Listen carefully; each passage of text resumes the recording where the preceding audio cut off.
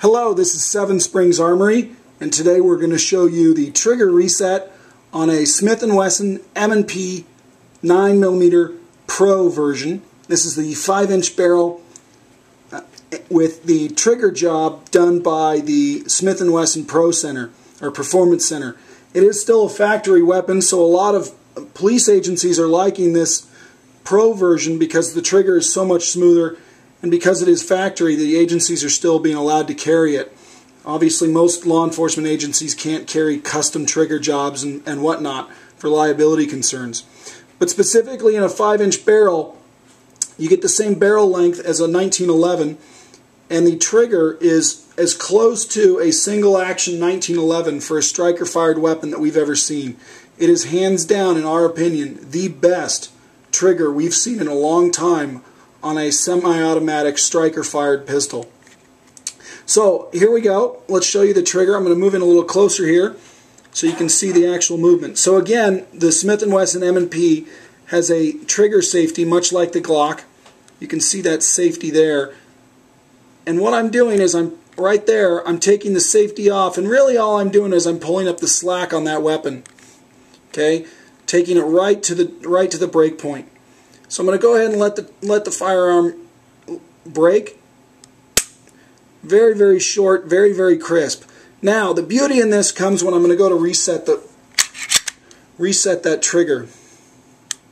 And it reset. I don't even know if you heard it. I'll do it again. So there the weapon's going to fire. We're going to manipulate the slide to allow the striker to reset. And there it is. It is an unbelievable weapon.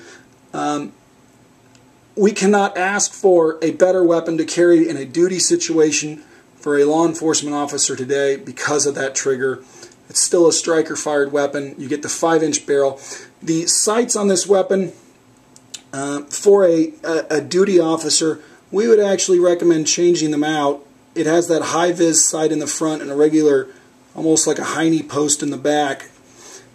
Good sight system, but as you can see on the front sight, that Tritium and fiber optic is probably going to get banged up a little bit for a patrol officer.